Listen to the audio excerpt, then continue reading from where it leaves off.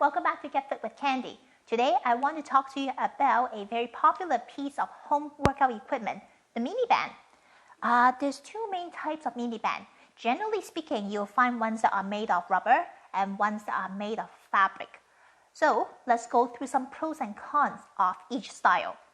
Rubber ones are usually a little bit cheaper, and then you can get them in different resistance level. Generally speaking, the less resistance, the thinner the material.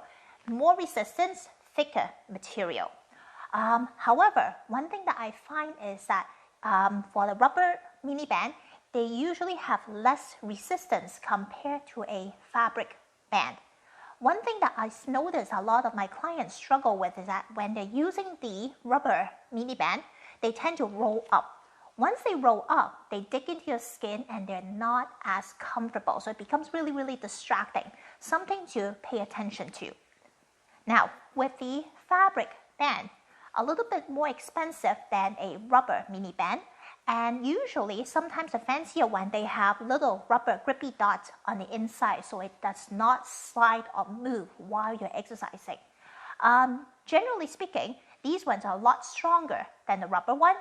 For some exercise, that's a really good thing, but for others, that may not be such a good thing. Let's see, when you are buying a fabric band, one thing to really pay attention to is the size. They usually come with different resistance level. However, finding the right size is more important in this case because we're all built in different shape and sizes. For me, I find that usually a 15-inch radius works really well for me, but I also keep a bigger one so that when I'm working with clients of different build, I have some choices. When the band is too small, everything just becomes ridiculously hard and we do not actually get the desired effect of using a mini band. So, when do I use a rubber one and a fabric one? Well, let's take a look.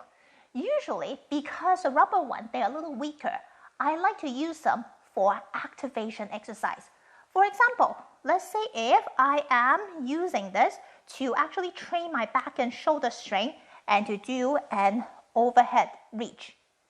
This is a really, really good use of a rubber mini band because it doesn't offer too much resistance, so I can really focus on my back and shoulder, which are generally not as strong as the lower body. For the fabric band, they're really awesome when, say, you want to train for a booty. So you wear it usually around mid-thigh or different points of the thigh, or maybe even in the lower leg. And so they are going to force you to engage a lot of glute muscles, different muscle groups in the lower body.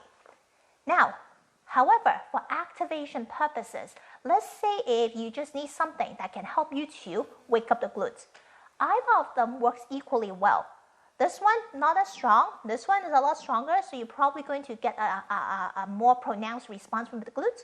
But then, those are the type of things that I would choose the tool based on the exercise that you're going to do. So that's a little overview of the mini band. Next week, I'm going to explain another piece of equipment. Hopefully, it can help you to make some decision about what to get when you are building out your home gym. See you next time.